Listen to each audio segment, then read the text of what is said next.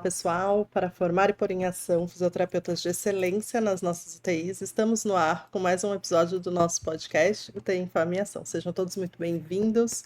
Eu sou a Débora, fisioterapeuta intensivista, e você pode me encontrar no @movimenta_UTI. Olá pessoal, sejam todos bem-vindos e bem-vindas. Eu sou o Sancler Bernardes, fisioterapeuta intensivista. Você me encontra lá no Instagram no @SanclerBernardes e juntos você nos encontra aqui no podcast UTI em Forma e Ação. Cada semana um episódio novo, assuntos novos, discussões e reflexões para ajudar você no seu desenvolvimento, na sua formação profissional, e a gente espera que cada episódio seja produtivo para você. Se você quiser saber mais informações sobre o nosso podcast, entre no nosso link que está aparecendo para vocês aqui, que vocês têm várias informações aí sobre o podcast, os canais e outras coisas. E se você quiser fazer parte da campanha de apoiadores, as pessoas que apoiam o nosso trabalho e querem ajudar que a gente mantenha a qualidade do que a gente vem fazendo aqui, a gente tem esse link aí da campanha do Apoia-se, que também está na descrição do nosso canal do YouTube ou do Spotify, ou lá no Instagram. Procure saber mais informações e o nosso grupo de pessoas que nos apoiam, eles recebem um material muito específico que a gente faz de cada episódio e outras coisas mais, livros virtuais, aulas disponibilizadas, tem um movimento grande dentro do grupo de apoiadores que acreditam no nosso trabalho. A gente agradece a todo mundo que nos apoia e ajuda a manter esse podcast em ação, né? E hoje a gente tem uma convidada muito especial aqui para a gente falar do nosso próximo episódio. Hoje o nosso episódio é um episódio de extrema importância ao assunto. Nosso assunto é sobre ventilação mecânica segura, o que precisamos saber. Não é uma aula sobre estratégia protetora, nem nada disso, mas a gente está recebendo uma pessoa que tem um domínio muito grande de ventilação mecânica, que tem uma expertise muito grande em ensino sobre ventilação mecânica, que é a Irene. Irene, seja muito bem-vinda ao nosso podcast. A Irene é fisioterapeuta, fisioterapeuta em Fortaleza, no Ceará, mas ela tem um pé aqui no Rio Grande do Norte, né? A Irene é daqui do Rio Grande do Norte, só que a fisioterapia levou ela para o Ceará, né? Muito bom para Fortaleza e para o Ceará ter a Irene lá. Irene, seja muito bem-vinda. Vou deixar você se apresentar mais, falar um pouco do que você faz, do seu trabalho e etc., para depois a gente entrar num assunto aí que é sobre ventilação mecânica segura. Primeiro, agradecer o convite, tá? Olá, pessoal. Prazer estar aqui. Então, muito obrigada, Débora e Sancler, pelo convite. É sempre um prazer falar de ventilação mecânica e poder levar um pouquinho da minha experiência do dia a dia e do que eu estudo para mais pessoas, né? Que a gente possa, através dessa conversa, levar um pouquinho dessa mensagem do quanto é importante a gente manter a ventilação mecânica segura. Acho que é nosso maior desafio do ponto de vista de ventilação mecânica, porque a gente acaba abrangendo muitos pontos, né, dentro desse tema. Então, talvez hoje seja nosso maior desafio dentro das UTIs. Eu aqui, como Sancler já disse, sou de Mossoró, do Rio Grande do Norte, e moro em Fortaleza já tem um bom tempo. Já morei antes, fui embora, voltei. Estou aqui desde 2018. Atualmente sou concursada em um hospital, onde trabalho como plantonista e sou coordenadora de fisioterapia de um outro hospital, que no caso é um hospital privado. Então, atuo no setor público e no setor privado e atuo como professora de pós-graduações e de cursos, né, que inclusive tenho cursos online. Acho que é isso de apresentação. Pode seguir com a conversa. Queria te agradecer, Irene, por ter disponibilizado um tempo para vir conversar com a gente, né? A gente ficou pensando que tema colocar no começo do ano, né? E aí, nesse início, né, de ano, e aí a gente falou, o começo de ano é sempre bom para a gente chamar atenção, né, para coisas que a gente deveria desenvolver ao longo do ano, né? Tomar mais cuidado, enfim, colocar na nossa prática. E aí veio a ideia desse tema de falar sobre ventilação mecânica segura, para ver se de repente, né, todo mundo escuta e durante o ano a gente tem digamos, uma boa atuação, né, nesse segmento, nessa parte aí da nossa atuação na UTI. Eu queria começar fazendo uma pergunta, e o Sancler também pode falar a opinião dele. Uma pergunta talvez um pouco razoavelmente difícil, mas porque é meio reflexiva.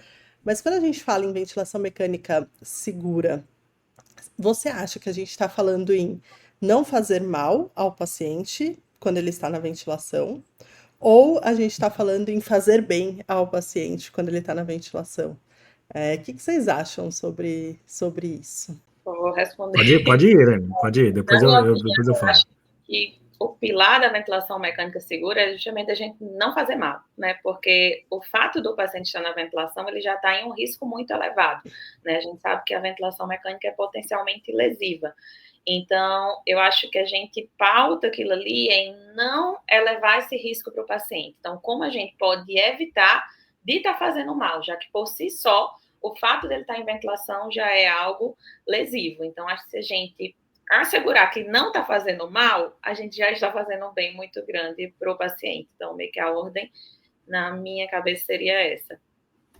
Mas quero escutar a Eu acho, opinião. eu acho isso muito interessante, eu acho que isso tem a ver com quando a gente consegue entender um pouco do que é suporte ventilatório. Então, talvez as pessoas tenham que o suporte ventilatório é uma terapia, um tratamento. Então, eu tenho uma determinada doença, eu coloco na ventilação mecânica, e a ventilação mecânica vai tratar a determinada doença. Até temos estratégias, né? Eu posso, sei lá, se eu quero abrir um pulmão colapsado e eu faço uma manobra, é uma terapêutica que você está fazendo, né? Mas, na maior parte das vezes, o conceito de suporte à vida, né, que é o que a ventilação mecânica ela não é curativa, ela não é tratamento. Ela é simplesmente um suporte para substituir um sistema, enquanto a doença do paciente é tratada de diversas outras formas. Então, se a gente pensa nisso, é difícil você pensar em como eu faço bem com a ventilação mecânica. Ele colocou muito bem, ela não é fisiológica, ela não pode ser boa por si só, mas eu consigo fazer o bem deixando o paciente de uma maneira estável, com esse suporte à vida, e fazer com que ele tenha tempo para que aquela doença de base dele seja tratada. Então, eu acho que a gente consegue entender melhor que a ventilação mecânica, a base dela é ser segura, para que eu dê tempo para que o tratamento do paciente crítico aconteça. E aí eu tenho 1000 possibilidades dentro disso, né? Eu acho interessante a gente começar por aí, porque assim, a primeira prerrogativa que todo mundo devia aprender, né, quando entra na área da saúde, vai lidar com alguém, é não faça mal, né? Tudo bem, de repente você não Do no sabe o que harm, né? fazer, você não sabe o que fazer de bom para aquele paciente, mas assim, não faça mal. Então, acho que é um tema extremamente importante, né, da gente falar sobre isso, porque é isso, se a nossa primeira prerrogativa é não faça mal, então ventile seu paciente de forma segura, né? E aí, entrando agora especificamente no tema, o que que é ventilação segura? Então, Irene, como é que você colocaria, assim, para quem está ouvindo, para depois a gente tentar refletir se, então, a gente tem feito uma ventilação segura ou não, né, nos nossos pacientes? O conceito de ventilação segura, ele está, na verdade, cada vez mais abrangente, né? Então, meio que a cada ano, quando a gente vai entendendo os riscos que aquela ventilação ela pode acarretar para o paciente, a gente vai entendendo que a gente tem que manter determinados alvos ali terapêuticos que a gente não deve exceder, porque se exceder aquele limite daquele parâmetro, eu vou estar trazendo risco para o paciente. Então, como é que a gente constrói hoje vou manter uma ventilação segura? A gente trabalha com alvos, e esses alvos, eles são baseados em potenciais riscos. Então, houve um estudo lá em 2000 que observou que usar um volume corrente mais alto acarretava ali risco. Então, vamos utilizar um volume corrente de até tanto. Um outro estudo foi publicado e demonstrou que uma manutenção de uma pressão platô maior que 30 acarretava risco. Então, vamos manter uma platô menor que 30. Então, pautado nos estudos em que tal coisa lesiona, então qual o meu limiar de risco desse parâmetro? E aí hoje a gente tem vários parâmetros, mas que podem ser mais resumidos ali para o que é principal, que hoje a gente sabe que seria em pacientes em ventilação controlada ali a driving pressure e a frequência respiratória, que entraria no racional do mechanical power. Ao invés de eu ter que pegar vários valores separados, seria platô, o volume, a frequência, o fluxo, tudo isso desmembrar. Então, a gente consegue associar em uma coisa menor, como se eu estivesse simplificando a quantidade de parâmetros que eu iria avaliar. E dessa forma, eu estou nivelando todos esses parâmetros para, se eu não excedo esse valor, eu estou dentro de uma estratégia segura. Mas não é só isso.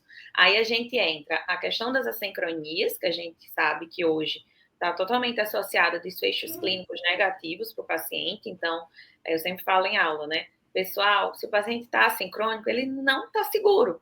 Então, muitas vezes recebo vídeo, né, em grupos de alunos de WhatsApp.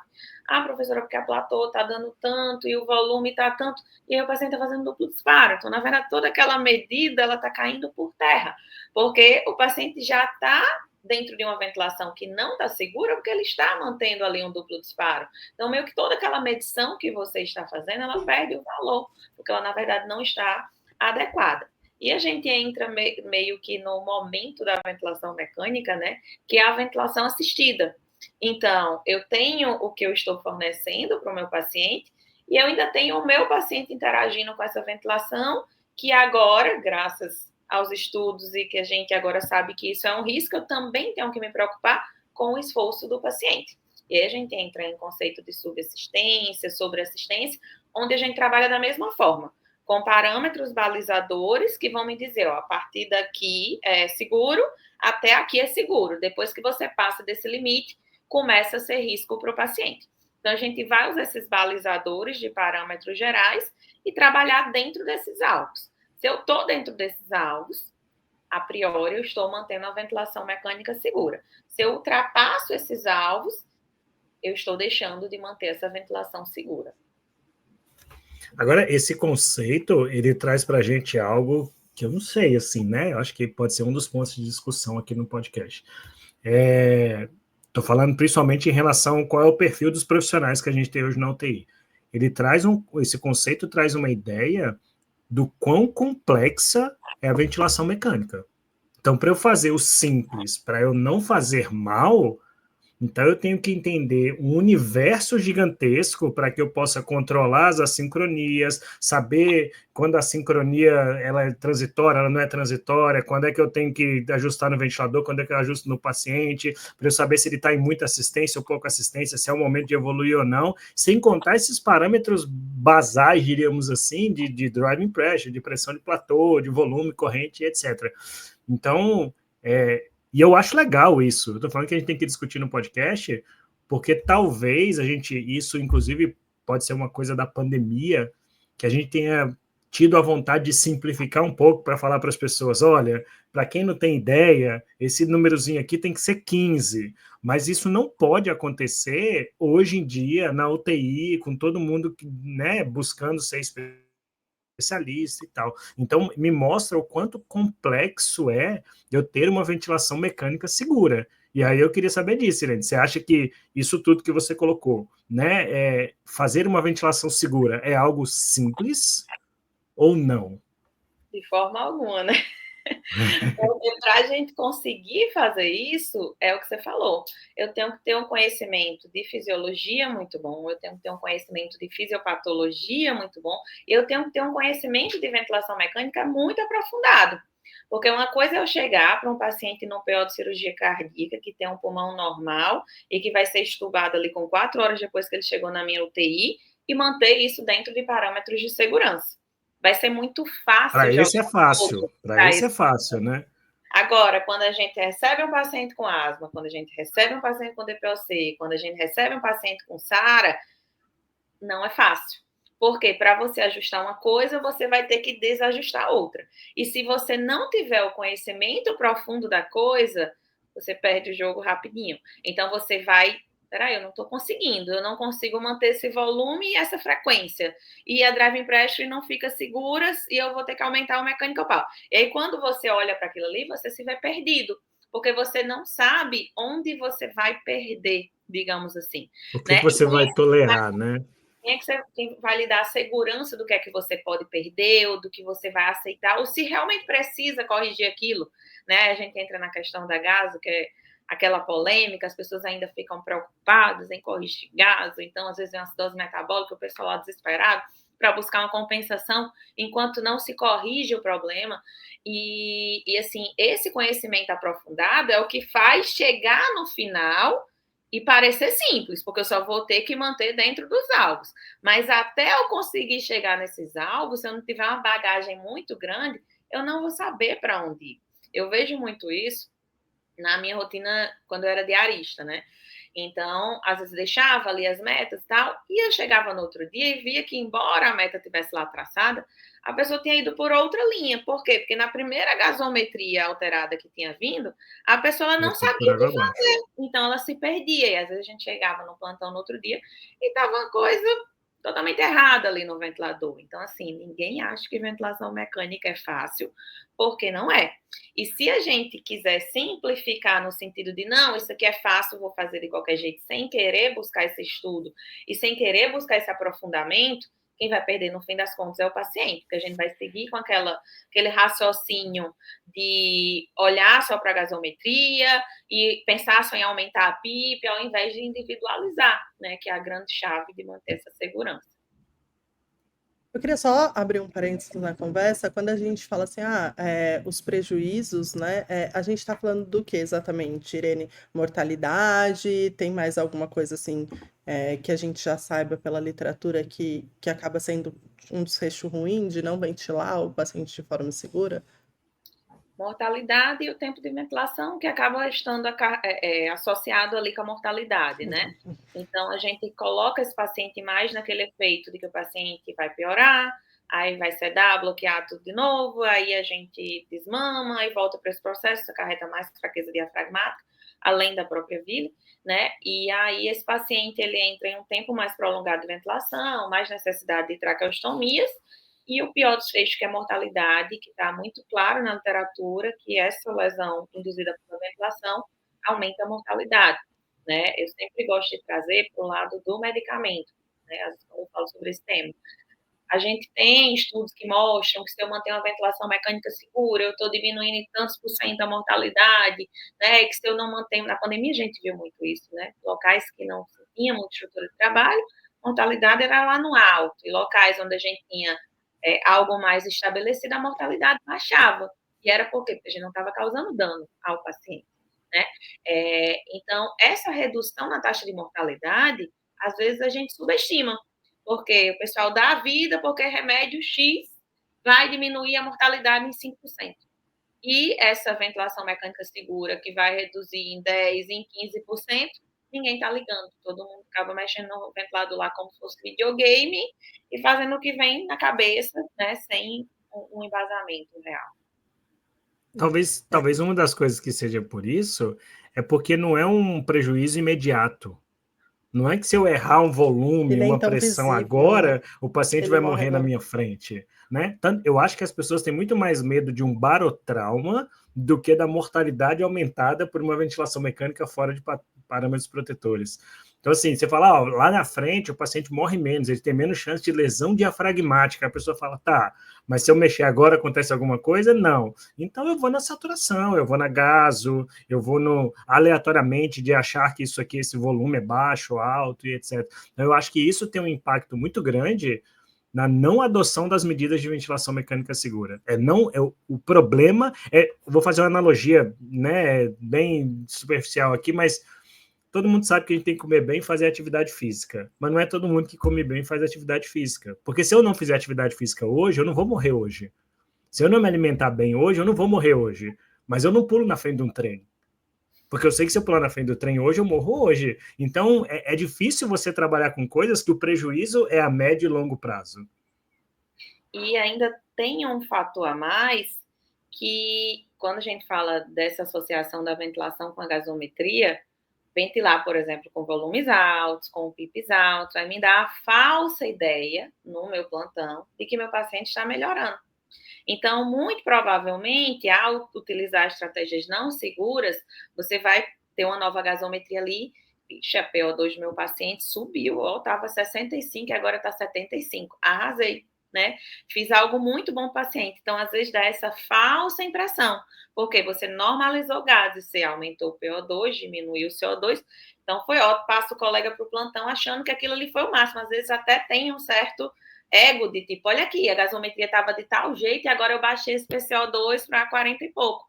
E aí, quando você olha para a ventilação, as custas de quê? Né? Porque eu já recebi plantão, infelizmente, com o platô do meu paciente em 37, né? E a drive em mais de 20.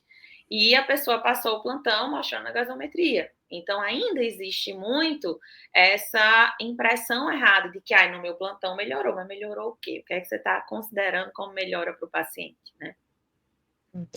Eu ia até perguntar isso, assim, da sua prática, o que que você, e das aulas que você dá, dos cursos, enfim, o que que você acha que ainda é o mais difícil quando a gente fala em ventilação segura, assim, do pessoal adotar mesmo, assim, é a sincronia, é volume, é drive.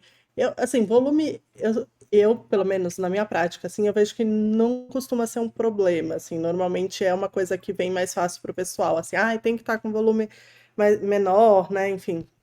Mas eu queria saber de você, assim, qual que você acha que ainda é um ponto difícil quando a gente fala em ventilação segura?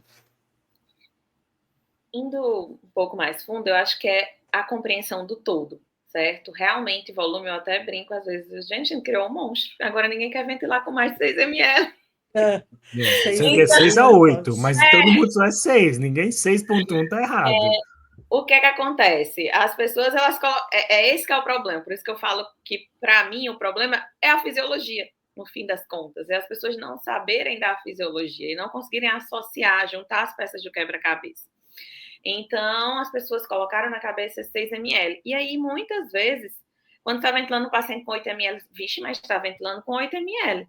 Qual o problema? A platô do meu paciente está em 13, né? E o pessoal está preocupado com esses 8 ml que o paciente está fazendo.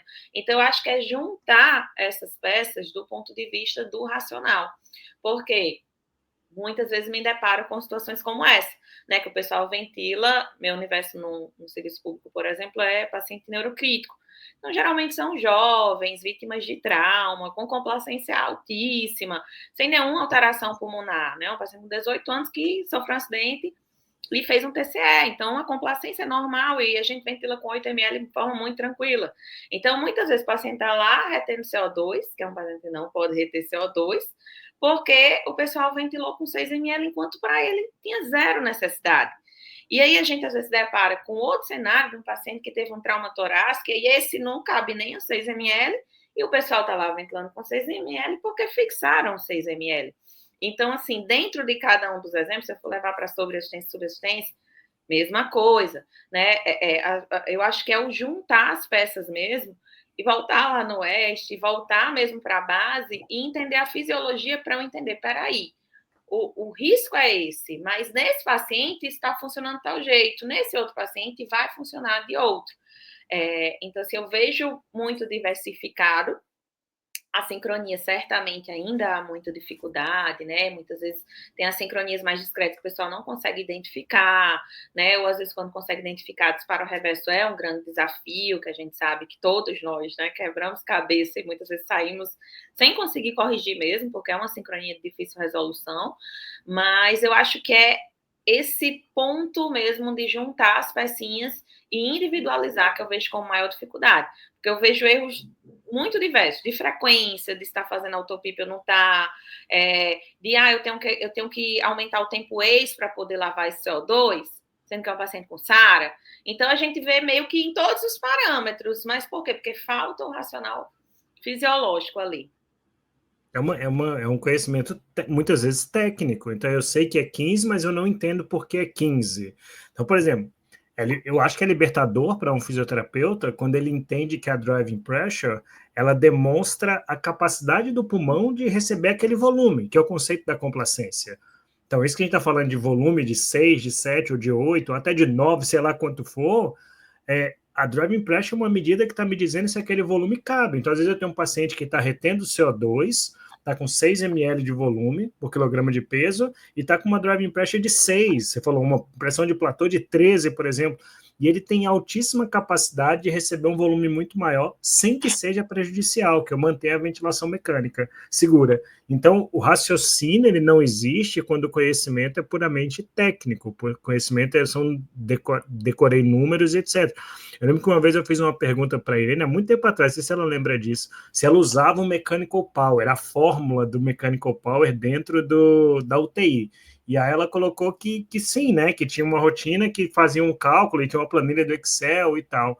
E aí eu fico pensando assim, tem gente que não entendeu o 15, imagina o Mechanical Power. O Mas se a pessoa entender o conceito, mesmo que ela não calcule, ela vai olhar e falar, poxa, qualquer coisa que eu faça no ventilador está transmitindo energia para o meu alvéolo. Então, isso pode ser prejudicial lá na frente. Então, esse conhecimento raso, ele é um problema para a ventilação mecânica segura. Agora, eu queria trazer um ponto aqui, Irene, e ouvir sua opinião, da Débora também.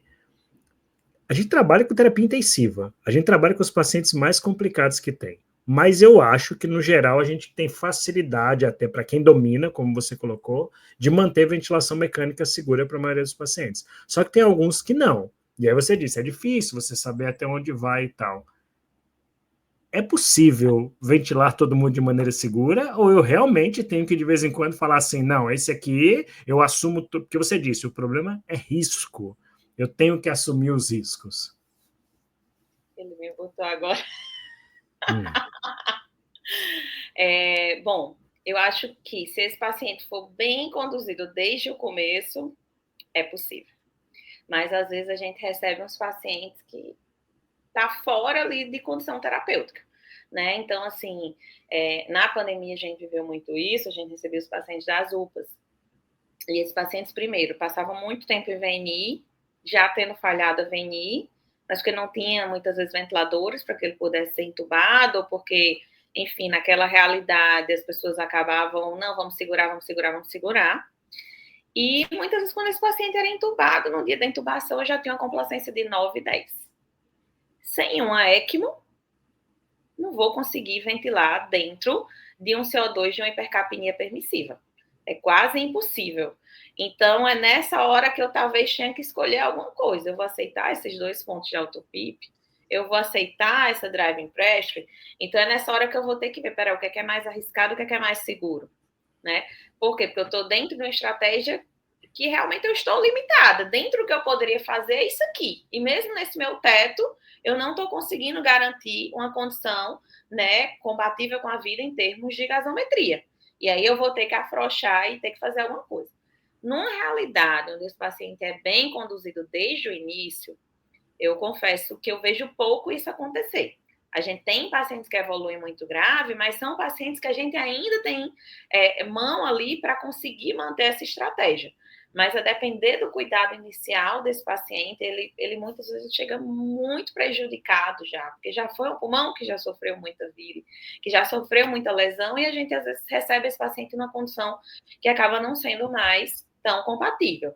Quando a gente tem recursos a mais, a gente consegue. Eu estou com a ECMO aqui, vamos instalar a ECMO, e aí a gente consegue assegurar isso aqui. Mas numa situação sem, a gente se depara com algumas situações que a gente acaba tendo que perder mesmo, com todas aquelas estratégias que a gente vai tentar fazer antes, né? De reduzir espaço morto, de mudar para uma modificação ativa, de ajustar o tempo INSA ao mínimo, de pronar e de fazer titulação, e mesmo assim a gente se depara com situações que a gente não consegue. Mas isso é a minoria. Assim, eu gosto sempre de enfatizar em aula que, gente, isso é a exceção da exceção. Não vou dizer que nunca vai existir, mas a gente trabalha com regra e não com exceção. Então, às vezes, o pessoal tem sempre na cabeça hoje comum demais a gente escutar.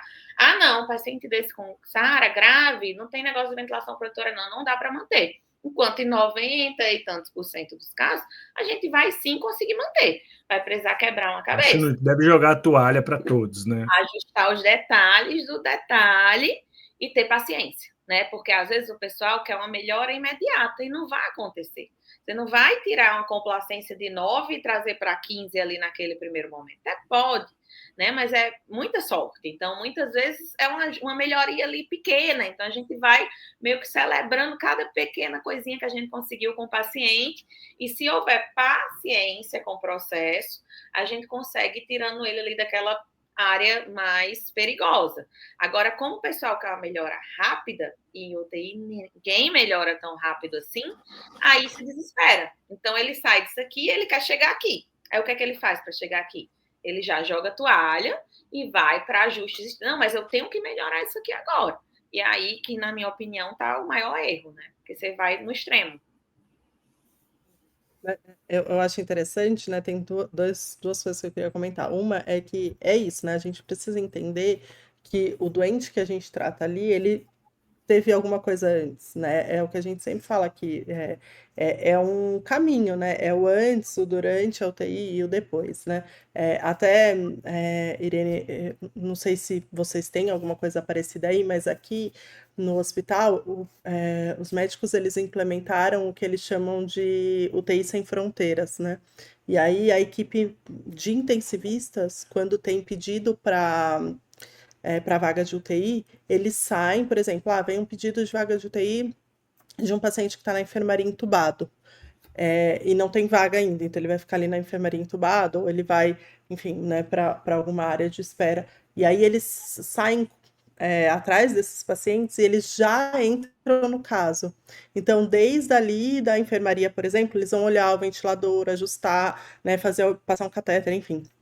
A gente até tem, quem se interessar pelo tema, a gente tem um episódio aqui com o Bruno que ele falou sobre isso, né? Então, assim, é muito legal, porque a ideia é essa, né? Ele vai vir para a UTI, esse paciente, mas que pelo menos ele chegue melhor, né? Ou numa situação não tão prejudicada, porque, obviamente, né, quem está ali na enfermaria não tem a obrigação de saber, né, tudo isso, né? Então, acho que esse era um ponto que eu queria comentar. E o outro, talvez também seja um outro ponto meio polêmico, mas você estava falando, né? O pessoal não tem paciência para esperar e tal. E assim, é uma das reclamações que a gente vê em todo lugar, né? No Instagram, em todo lugar. Porque eu mexi, mas aí veio outra pessoa, e outra pessoa mexeu, e aí o médico não sei o quê, e aí o outro médico, porque aí né? Enfim. E eu concordo quando você fala assim, né? Que o paciente de UTI, ele tem muita chance quando ele é cuidado de forma integral, né? Então você falou da ventilação, mas eu vejo isso na reabilitação, por exemplo. Muita gente me fala, dá para reabilitar um paciente dentro da UTI? Dá, se você não tiver um paciente que fica sedado o tempo inteiro, então você precisa da equipe médica não sedando, se você tiver uma enfermagem que te ajuda, né? E a mesma coisa da ventilação, né? E aí eu queria que você falasse um pouco sobre isso, assim, agora extrapolando para o não técnico, né? Como manejar, como lidar com essa situação de que é um fato que a ventilação mecânica não é uma atribuição só nossa, né? Então, o médico, ele pode intervir, ele pode, né? E sendo uma reclamação muito geral de todo mundo, como é que você, nesses anos todos de vivência, para onde você leva isso, né? Como é que você maneja, como é que você lidar com essa situação? Eu sou bem suspeita a falar, porque eu amo minha equipe. Então, qual é o segredo? Bem privilegiada. Eu trabalho com uma equipe que respeita muito e conversa muito sobre tudo, né? Hoje isso, graças a Deus, tanto no cenário público, onde eu sou plantonista, como no cenário privado, né, onde eu estou no cargo de gestão, e talvez seja mais fácil, porque eu tenho um cargo de gestão e tal, mas no cenário público, onde eu sou plantonista também. Isso, lógico, vai depender das pessoas, né? Então, a gente sabe que realmente existem pessoas que são difíceis de lidar. Não estou dizendo que não existe, isso a gente encontra em qualquer lugar. Mas eu acho que o principal ponto para a gente construir uma relação boa, né, entre os membros da equipe é o conhecimento. Porque quando as pessoas elas entendem que aquilo que você está falando, você tem real domínio, elas começam a confiar em você. E elas começam a sempre, tipo, tá, o que é que a gente vai fazer? E como é que a gente vai fazer? Eu estou fazendo isso aqui do ponto de vista de medicamento. O que é que você acha do ponto de vista de ventilação? E aí começa a existir esse entrosamento porque você não está no raso, você está no profundo do conhecimento. Então, aquilo que você falou não foi um eu acho. Você foi falar de uma drive imprest, mas você voltou vários pontos para explicar por que aquela drive imprest estava mantida daquele jeito. Né? Por que era interessante manter aquele paciente bloqueado mais um dia? Ou por que era importante tirar a sedação do paciente. Então, eu acho que é você realmente ter propriedade do conhecimento de forma mais aprofundada mesmo. E sempre que se comunicar, eu sou do time de conversar e me comunicar bem. Então, assim, eu nunca vou... Eu não sou grossa com ninguém, absolutamente ninguém, mesmo que a pessoa seja grossa comigo. Então, eu acho que é conversar mesmo de forma clara, né? Deixando claro ali por que aquilo não está legal e embasando aquilo cientificamente.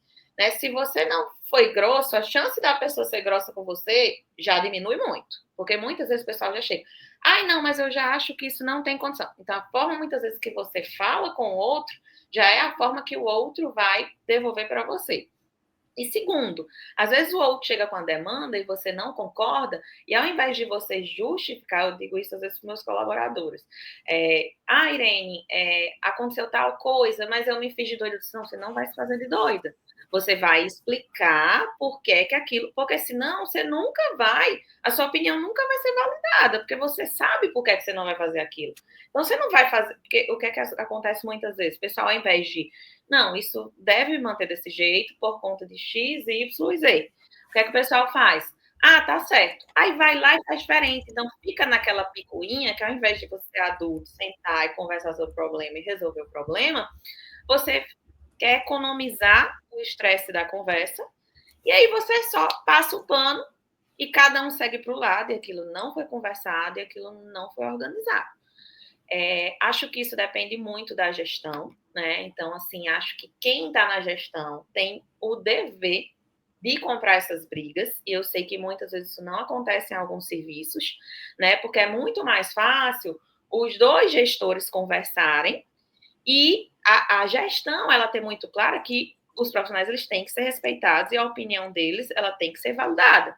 Do que muitas vezes quando acontece qualquer discussão na ponta, o gestor ele tira o seu de campo. Então, acho que a postura dos gestores conta muito. E aí é uma coisa que o gestor da fisioterapia ele tem que estar muito alinhado, tem que ser alguém capacitado primeiro, para poder ter realmente esse poder de fala e de embasamento e de tudo, e ele realmente comprar aquelas brigas. Aconteceu uma intubação que não era para acontecer. Por que aconteceu? Hoje isso acontece de forma muito tranquila. Com os nossos plantonistas isso acontece? Não acontece, mas às vezes vem um médico assistente acompanhar e que a gente tem alguma barreira, como é assistente, às vezes a comunicação não é tão simples, né? A família está pagando para aquela pessoa, mas sempre que acontece algum problema, a coordenação médica da UTI senta com esse assistente, comigo e com o plantonista para dizer, isso aqui não está legal, a gente tem protocolos, a gente tem processos, e a físio está achando que não deve evoluir de tal maneira, isso tem que ser respeitado. Então, é uma relação que é construída, que depende muito da comunicação das pessoas, e, para mim, o ponto-alvo é conhecimento. Se você ficar no raso, isso nunca vai sair do canto. Você vai passar a vida reclamando, né, que as coisas são ruins, que o profissional isso e o profissional aquilo. Se você tem conhecimento para discutir aquilo, vai ter uma exceção, assim, vai ter uma ou outra exceção ali perdida que realmente vai ser uma pessoa difícil, e eu não estou dizendo que isso não acontece, mas na maioria das experiências, você vai ver que tudo vai se resolver, só com a simples conversa em que você tinha embasamento para reportar aquilo ali.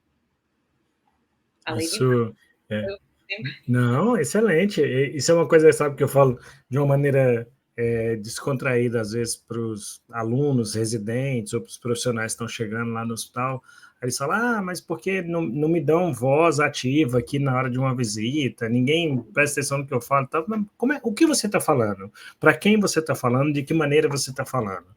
Então, essa postura, a gente fala muito isso aqui no podcast, como a postura e como a comunicação, ela é determinante para que você possa, eu achei muito legal agora no final de sua fala, você puxa a responsabilidade para o próprio profissional. Isso é uma questão que o próprio profissional precisa desenvolver para que ele tenha essa capacidade. Então, para eu manter uma ventilação mecânica segura, eu tenho que me posicionar como gerente desse processo, seja eu a pessoa que vai mexer ou não, e discutir isso com a equipe, para a equipe entender a importância. Aí eu falo com o pessoal, assim, e fazia muito isso na pandemia, chegava na hora da vida e falava, e aí, físio? Aí quando não vem aquelas perguntas chatas, né? E aí, físio, como é que tá a secreção? Aí às vezes eu falo, não sei, não aspirei.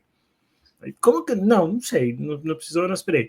Mas assim, e aí, físio, como é que tá o paciente? Eu falava, olha, estamos conseguindo manter a estratégia protetora, ou não estamos. Aí eu falo para os residentes, bota conhecimento na sua fala. Fala assim, olha, a pressão de platô está ficando abaixo de 30, tá ok, eu acho que a gente pode pensar em desligar a sedação. Por mais que isso não faça na hora, não faça, como é que se diz? Sentido para quem está ouvindo, a pessoa vai ter que parar e falar, peraí, a pessoa está me falando de pressão de platô, de driving pressure, de ventilação mecânica segura para que eu desligue a sedação, eu não estou entendendo um pouco isso. E aí a pessoa vai ter que correr atrás para conhecer isso também, e isso te dá uma autoridade e uma voz, né, um lugar à mesa de fala baseado nisso que você disse que é o conhecimento. E só pegando esse ponto também, eu lembro quando eu comecei na gestão do hospital privado que eu tô, a queixa do coordenador era essa. Muitas vezes a minha equipe de físio não se posiciona. Eu quero pessoas posicionadas, eu quero pessoas que me digam, ele não pode ser estubado por quê? Por que é que a sedação não deve ser desligada ainda? Então, às vezes, eu acho que o pessoal foca tanto nesse problema, nessa picuinha, que muitas vezes é picuinha, e ao invés de tentar resolver o problema, que seria se posicionar e justificar, porque você é visto de forma diferente quando você tem um conhecimento. E acontece, às vezes, você ter o conhecimento e não querer demonstrar, porque você acha que muitas vezes isso é um estresse, ou que isso não vai levar a lugar algum, mas leva a lugares sim, tá aqui a gente de prova, né? Então, assim, a gente tem voz e a gente tem que realmente se impor e falar, e não é o se impor nunca, na minha opinião, de maneira grosseira, né? É realmente conversar e se comunicar. Que se comunicar é minha soft skill, assim, preferida, que eu acho que as pessoas sabem se comunicar, elas têm o mundo, porque realmente é uma habilidade que tem que ser trabalhada, e se a pessoa não sabe, tem que se forçar a trabalhar isso, porque não dá para trabalhar em uma UTI, que é um ambiente que você vai lidar com várias pessoas, com formações diferentes, que vieram de lugares diferentes, que têm habilidades diferentes e conhecimentos prévios diferentes, se você não souber se comunicar, né? Então, assim, acho que é uma coisa muito determinante de como você vai levar seu plantão e sua equipe vai levar o plantão também.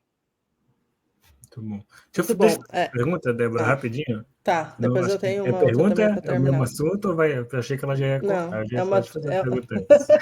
não, uma pergunta, mas pode fazer a sua, que aí eu finalizo com a minha. Não, eu queria pegar um gancho do nosso episódio anterior. Nosso episódio anterior a gente falou sobre aprendizagem na prática.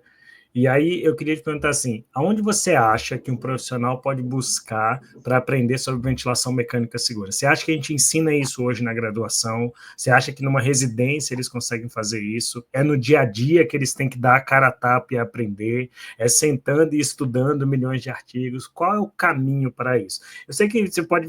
Só não quero a resposta de que é tudo. Eu sei que é tudo, mas assim, uma pessoa desesperada chega para você e fala, como eu faço? Eu não sei fazer ventilação mecânica segura. Qual é o caminho? Bom, eu sou time residência, né? Então, assim, quem pode estar saindo da graduação e pode fazer residência, para mim é o melhor caminho, porque você vai juntar tudo isso, né? Então, naqueles 2 anos, você vai conseguir construir tudo isso.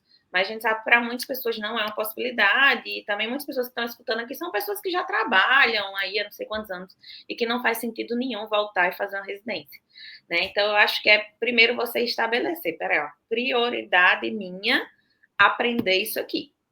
Acho que os cursos que a gente tem hoje no mercado ajudam muito. E aí, se você tem aquela vontade de fato, peraí, isso é um objetivo meu, eu quero me sentir seguro e fornecer essa ventilação segura, a junção do curso, né, que aí pode ser qualquer curso, com o vou me debruçar nos artigos, vou aprofundar, ela é um caminho que você consegue seguir. Isso, lógico, pensando que é alguém que já trabalha, que já tem a possibilidade de Já tem juntar isso com o dia a ler e dia. aplicar, né?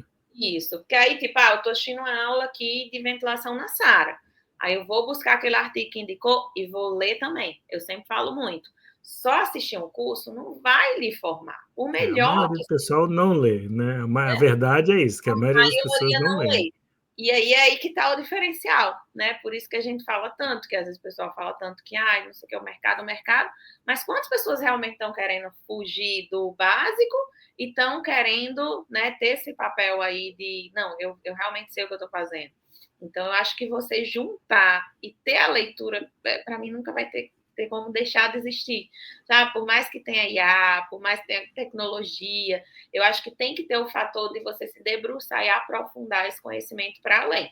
Mas o curso, ele faz com que você tenha uma linha de raciocínio, né? Que sozinho, se você for parar e ler, você não vai conseguir. Então, acho que essa junção aí, para quem já está na prática, já está manuseando, você vai fazendo o link com as situações do dia a dia que vão acontecendo. E para quem está saindo da graduação, faz resistência sempre que possível, porque é uma forma aí de formação, sem dúvidas, a melhor. Eu ia falar que a gente estava caminhando para o final, Eu sabia. e aí eu queria tentar fechar um pouquinho a conversa com o tema, né, do nosso episódio, que é o que a gente deveria saber, né? E aí eu queria puxar que a Irene estava falando muito sobre isso, né? Precisa ter conhecimento para se colocar, para ser respeitado, para ter voz, conhecimento. Então, eu queria te pedir assim, se você consegue elencar de uma forma mais resumida, se alguém pensasse assim agora, né? Esse ano então eu quero estudar, eu quero aprender, seja num curso, mas eu quero pensar em ventilação segura como um tópico para eu chegar no final do ano e falar check, né? Eu li, eu sei, né? Pelo menos um pouco ali. Quais seriam, então? O que todo mundo tem que saber sobre ventilação segura? Quais são os tópicos aí? Não sei se tópicos é a palavra certa, mas enfim. Talvez eu fale demais, né? Mas vamos lá. Bom, eu acho que o principal é entender, até que foi a fala do Sancler no início, que é a ventilação suporte. Que a gente não está buscando aquilo, mas o meu paciente já está naquilo ali. Então, ter esse entendimento que, a partir do momento que ele está ali, o meu objetivo é não fazer mal. Porque é muito fácil de fazer mal com a ventilação mecânica. Então, minha prioridade é evitar de estar fazendo mal. Como é que eu vou fazer isso? A gente tem meio que alguns momentos do paciente em ventilação mecânica. Inicialmente, ele vai estar ali em ventilação controlada, sedado, naquele momento pós-intubação. Então, primeiro ponto, avalie a mecânica respiratória dos seus pacientes. Muitas vezes o paciente está ali em ventilação totalmente controlada e você não fez sequer uma avaliação de complacência e de resistência, não sabe nem como é o perfil do paciente que você está ventilando. Então, a priori, avalie e conheça o que é que seu paciente tem. Conheceu ele ali naquele momento de admissão, mantenha uma monitorização de pressão platô e drive pressure. Isso, que é o básico e que é muito fácil, você aperta ali em 0,2 segundos, você já tem a medida de platô e você já faz de cabeça para saber quanto é a drive pressure, você vai estar mantendo essa ventilação dentro de estratégia segura. Se preocupe, né, em ajustar a frequência, a relação em Z, sempre olhando todo, ou seja, sempre pensando na doença. Né? Então, peraí, para esse paciente é importante uma frequência mais alta ou mais baixa, como é que está a minha curva? Então, tenha uma noção de interpretação de curvas. Isso vai ser muito determinante se você interpreta um gráfico, de você bater o olho no ventilador e você olhar que tem alguma coisa errada. Você perde muito, você deixa de perder muito tempo com outras avaliações se você faz uma boa monitorização gráfica do paciente. À medida que esse paciente, ele vai ali, sim, é só mais um ponto. A gasometria, né, ela vai ser utilizada em benefício do paciente, lógico, ela vai ser um balizador da sua conduta, mas ela não pode ser o único balizador, tá? Ela é um dos parâmetros que a gente vai levar em consideração, mas eu tenho que sempre considerar aquela gasometria dentro do contexto clínico do paciente. E a gente agora vai pensar nesse paciente que está desmamando e está entrando em ventilação assistida. Os riscos da ventilação assistida, que seria desse esforço, onde a gente entra em conceito de PSIL e miotrauma diafragmático, eles não existem só em PSV, eles começam a existir lá quando ele está em PCV, mas já está fazendo esforço. Então, a partir do momento que meu paciente está interagindo, eu já estou preocupada com esses riscos. E aí a gente pode falar inicialmente de assincronias, né? O paciente ele não deve ter assincronias, então realmente é desafiador olhar para o ventilador, identificar que tem uma alteraçãozinha no gráfico de fluxo e que aquilo ali é uma ciclagem prematura e que eu tenho que ajustar o tempo INS. Como eu disse, é complexo, envolve muitos conceitos e eu tenho que consolidar aquilo ali para uma monitorização que eu estou fazendo. Mas eu tenho que identificar se tem assincronias e quando identificar, buscar a correção dessas assincronias. Entendendo que muitas vezes não é uma tarefa só minha que vou no ventilador fazer aquele ajuste. Isso é tarefa de quem? Do meu time. Por isso a importância de trabalhar bem em time. Porque muitas vezes é a enfermagem que vai me dar algum sinal de que tem algo errado e que eu não tinha conseguido ver. Né? Muitas vezes o ajuste só vai ser feito se o médico corrigir ali a acidose do paciente. Então a gente tem que trabalhar como time, né? Para as coisas evoluírem bem para o paciente.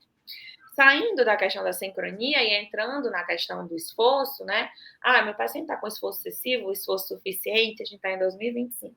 Não dá para a pessoa olhar e dizer que não sabe o que é uma P01, que não sabe o que é um Delta POC e não sabe o que é uma PEMUS. Se você está topando dar plantão em UTI, você tem que buscar esse conhecimento. A gente sabe que há 10 anos atrás não existia isso, mas você escolheu estar em UTI. Se as coisas estão avançando, a gente tem que avançar junto. Então, não sei o que é isso. Então, bora aprender, né? Hoje a própria diretriz nova ela fala de forma bem clara e numa linguagem muito simples sobre esses conceitos. Então, eu tenho que monitorizar o esforço, né, do meu paciente que está em ventilação assistida e manter realmente esse esforço dentro de um parâmetro seguro. E aí, mais uma vez, a gente volta para o time. Será que esse paciente está muito agitado? Né? Será que é uma questão medicamentosa? Ou será que o meu paciente ele está com dor? Né, e eu não identifiquei que meu paciente está com dor, então sempre pensar no macro também, junto dessa avaliação de esforço do paciente. E não só em, sempre vou aumentar o suporte, enquanto às vezes tem outras condições que poderiam ser otimizadas. E dentro desse raciocínio, a gente entra no último ponto, que é tentar otimizar todo esse processo. Porque se ele se mantém seguro em todas as etapas, isso gerou menos lesão ao longo do processo. E aí, a minha preocupação é tirar ele da ventilação quanto antes. Né? Então, realmente, ser uma cobrança minha, enquanto profissional que estou ali dentro da UTI, será que o meu paciente não consegue realmente ser estubado? Né? Será que aquela traqueostomia é necessária? O pessoal até brinca. Buscativa, né? Às vezes, nesse último ano, teve 2 vezes que estava com tudo pronto para tráqueo e a gente, não vai mais fazer tráqueo, a gente vai estubar o paciente. Né? Então, assim, a gente tem que realmente ter isso como obrigação. Nossa, peraí, realmente tem que ter essa traqueostomia? E às vezes o paciente vinha numa linha que a gente achava que ia ter traqueostomia, e naquele dia aquele paciente deu uma melhorada, e a gente pode interromper aquele processo mesmo em um dia que estava tudo organizado já, todos os materiais ali prontos para aquela realização. Né? Então a gente tem que realmente se preocupar em tirar esse paciente quanto antes da ventilação mecânica, né? Lógico, se for possível estubar, estubá-lo. E se realmente for necessária a traqueostomia, depois pensar em medidas, né? Que a gente continua pensando, que seria de monitorização de suporte, estratégias que entra na área, principalmente de vocês, de reabilitação, treinamento muscular inspiratório, para também conseguir desmamar esse paciente mais cedo da ventilação mecânica, tá? Eu acho que eu consegui traçar uma linha cronológica. Não, foi perfeito, né? Acho que quem E aí, tá ouvindo... isso volta ao começo, né? Ventilação mecânica segura é tudo. É. Não, e achei que ficou ótimo, porque acho que a gente consegue terminar o episódio, né? Obviamente que dariam vários outros episódios dentro de cada um desses pontos, né? E vamos se organizar para isso. Mas eu acho que a ideia, né, de trazer para o começo do ano, como eu falei lá no começo, era justamente essa. A gente termina o episódio muito claramente com os pontos que nós, né? Eu me coloco aí, a gente deveria chegar no final do ano e falar assim. Foi, né? Esse ano, ó, tá aqui, eu estudei tudo isso, eu tô em dia, tô atualizado com esse conhecimento, né? E consigo terminar o ano falando, né? Eu faço uma ventilação segura com o meu paciente. Então, para você que estava ouvindo a gente até agora, tá aí uma listinha de to-do, né? O que estudar e o que se atualizar muito perfeitamente. Então, eu queria agradecer, Irene, pela sua presença aqui, né? Acho que foi um conteúdo excelente, um pontapé inicial excelente para quem quer se aprofundar, quer entender sobre o assunto. Então, muito obrigado pela nossa conversa, foi ótimo ter você aqui. Eu queria dar uma sugestão, eu não lembro se eu já dei aqui, Sancler, uma vez, mas tem não sei se vocês conhecem o Manual do Mundo, é um canal do YouTube. Quem tem criança, gente, as minhas são apaixonadas por esse canal no YouTube. Eles não veem quase nada no YouTube, mas esse é liberado, que chama Manual do Mundo, que é um moço que fala sobre ciência, física, de uma forma geral, assim, para crianças. É muito legal. Quer dizer, para crianças, quem assistia era meu marido, né? E foi ele que apresentou para os meus filhos, então não é tão, né, só para criança. E ele tem um episódio sobre que ele foi atrás de entender e mostrar como funciona um ventilador mecânico. Então é super legal esse episódio, ele mostrando o ventilador mecânico por dentro e tal, como funciona. Então fica aí a sugestão, quem quiser. O canal chama Manual do Mundo e é o episódio do ventilador mecânico, como funciona. Vou passar a palavra para o Sancler. Obrigada de novo, Irene. Foi um prazer ter você aqui com a gente. Seja muito bem-vinda para outras vezes também. Sancler vai falar e depois a gente abre para você finalizar. Show, muito legal. Eu vou dar uma dica também, e aí a minha dica vai ser O Protetor, o filme. Não tem nada a ver com ventilação mecânica, não tem nada a ver com nada, mas ele é o Protetor. Só o nome, e é uma trilogia, né? O último saiu ano passado, se eu não me engano. Totalmente ação, aquela ação bem mentirosa, mas tem uma coisa a ver com o episódio, aquela bem ação, o Denzel Washington, assim, ele entra no lugar, ele olha e fala, eu tenho 20 segundos, eu consigo chutar aquele cara na cabeça, atirar naquele, aquele negócio bem bizarro.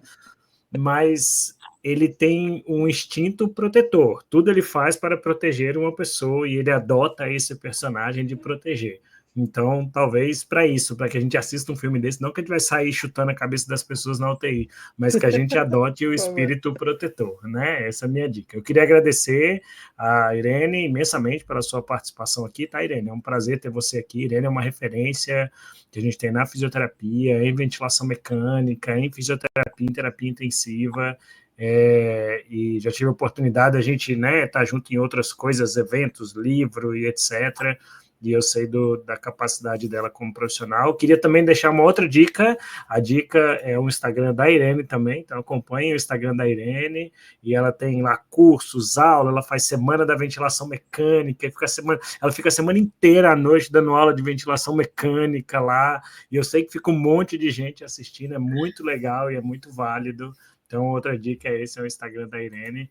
E eu passo agora para você, tá, Irene? Para você encerrar, despedir. Quiser dar qualquer dica também, fique à vontade. Quiser falar dos seus trabalhos também, fique à vontade. E para o pessoal, no geral, a gente se vê no próximo episódio aqui no podcast Eu Tenho Informação. Bom, queria agradecer. Acho que foi bom, né? Nosso bate-papo. E minha dica, né? Acho que o livro A Morte é um Dia que Vale a Pena Viver, acho que outras pessoas já devem ter dado essa dica, né? Porque é um livro que quase todo mundo da área da saúde já leu. Mas eu acho que é muito importante, indo agora para o outro lado, tudo que a gente falou, né? Que é tentar evitar essa morte desse paciente, é tentar manter a ventilação segura, mas né? Eu sempre disse que podia ser uma dica de qualquer coisa, né? Então eu trouxe na base da gente pensar pelo outro lado, que muitas vezes a gente se apega e a gente não quer deixar o paciente ir, mesmo quando às vezes ele tem que ir, né? Então, acho que é uma leitura obrigatória para quem é intensivista. A gente sabe que hoje cuidados paliativos é uma das principais áreas que a gente tem que estudar enquanto intensivista.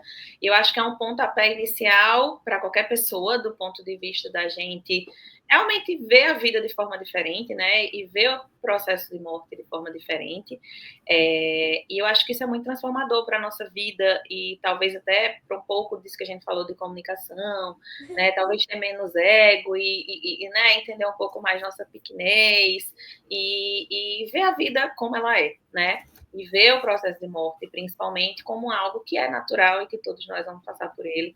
Eu acho que dentro desse cenário a gente ainda tem muitas dificuldades em UTI, com os profissionais não aceitarem, às vezes ficar insistindo em condutas, né, que na verdade a gente está retardando o processo de morte do paciente, a gente também tem que se policiar muito para isso, né?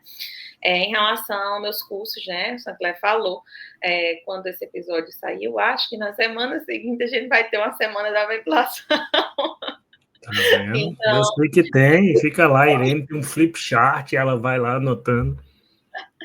Vocês podem acompanhar no Instagram, que vai estar provavelmente com as inscrições abertas para vocês participarem, tá? E aí tem meus cursos, eu tenho um curso fixo de ventilação mecânica, que é uma ventilação mecânica baseada em evidências, e a gente também tem alguns cursos que a gente faz ali de acordo com demanda. Então, curso de raio-x, curso de gasometria, curso de mobilização, curso de VNI, a gente vai fazendo ali mês a mês algum tipo de curso, tá?